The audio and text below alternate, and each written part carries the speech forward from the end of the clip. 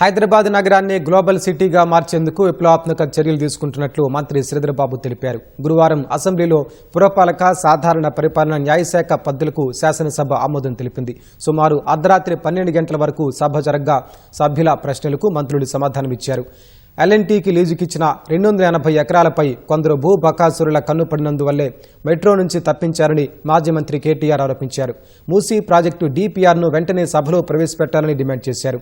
1,50,000 కోట్ల దోపిడీ కోసమే మూసీ ప్రాజెక్టుని ఆరోపించారు. స్వార్థ రాజకీయాల కోసమే మూసీపై విపక్షాలు విమర్శలు గుప్పిస్తున్నాయని మంత్రి శ్రీధర్ బాబు మండిపడ్డారు. కేటీఆర్ వ్యాఖ్యలను ఖండించిన మంత్రి శ్రీధర్ బాబు ఎలాంటి అపోహలు అవసరం లేదని స్పష్టం చేశారు. బీసీ సంక్షేమం, రవాణా, గ్రామీణాభివృద్ధి, మహిళా శిశు సంక్షేమ శాఖ పద్దులకు మంత్రులు శనివారం సమాధానమివ్వనున్నారు. మూసీకి డీటెయిల్ ప్రాజెక్ట్ రిపోర్ట్ ఉంది అని మంత్రి గారు 1-2 సార్లు ఇప్పటికీ నొక్కి వక్కానించారు సార్. కాబట్టి దయచేసి డీటెయిల్ ప్రాజెక్ట్ రిపోర్ట్ వెంటనే టేబుల్ చేయండి. లేకపోతే మంత్రి గారు మీరు చెప్పేది కానీ మీ అధికారులు చెప్పేది కానీ ఖచ్చితంగా తప్పు, సత్యదూరమైన మాట, ప్రజల్ని మీరు మిస్లీడ్ చేస్తున్నారు అని తప్పకుండా మేము అభియోగం మోపాల్సి ఉంటుంది. మీరు తప్పకుండా దానికి సమాధానం చెప్పాల్సి ఉంటుంది. డిపిఆర్ అనేది ఇప్పటి వరకు లేదు. మాకున్న సమాచారం ప్రకారం నంబర్ 1 ఎల్ఎన్టీ మెట్రో విషయంలో మొన్న ముఖ్యమంత్రి గారు చెప్పారు అధ్యక్ష, కేంద్ర ప్రభుత్వం అంగీకరించట్లేదు అన్నారు. మేము ఆనాడు 2023లో ఎయిర్పోర్ట్ మెట్రో టేకప్ చేసినప్పుడు ఏ కేంద్ర ప్రభుత్వం అడ్డం రాలేదు అధ్యక్ష. ఆ రోజు కేంద్ర ప్రభుత్వం ఏమీ మాకు పరిమితులు పెట్టలేదు. 15,000 కోట్ల అదనపు భారాన్ని ఈ రాష్ట్ర ప్రజల మీద మోపి ఒక ప్రైవేట్ సంస్థ బ్యాలెన్స్ షీట్ లో ఉన్న అప్పును రాష్ట్రానికి తబాదల చేసి ఏం సాధిస్తున్నారు అని చెప్పి మేము మంత్రి గారిని అడుగుతా ఉన్నాం. మా అనుమానం అయితే అధ్యక్ష 280 ఎకరాల స్థలం ఏదైతే ఎల్ఎన్టీకి గతంలో లీజు మీద ఆనాడు ప్రభుత్వం ఇచ్చిందో దాని మీద ఈరోజు కొంతమంది భూబకాసురుల కన్నుబడ్డది. దానికోసమే ప్రయాస తప్ప ఇంకొకటి కానే కాదు. ఎల్ఎన్టీ మెట్రో సిఎఫ్ఓను జైల్లో వేస్తానని బెదిరించిన కాడి నుంచి మొదలు పెడితే, ఎల్ఎన్టీ కట్టిన మేడిగడ్డ బరాజ్ మీద కక్ష పెంచుకున్న కాడి నుంచి మొదలు పెడితే, ఎల్ఎన్టీ ఎయిర్పోర్ట్ మెట్రోని రద్దు చేయడం నుంచి మొదలు పెడితే ఇదొక క్రిమినల్ ఇంటెంట్ తో, ఒక దురుద్దేశంతో ఖచ్చితంగా ఈ ప్రభుత్వం వ్యవహారం చేస్తున్నది. డిపిఆర్ కు సంబంధించి we have already shared the information with ADB.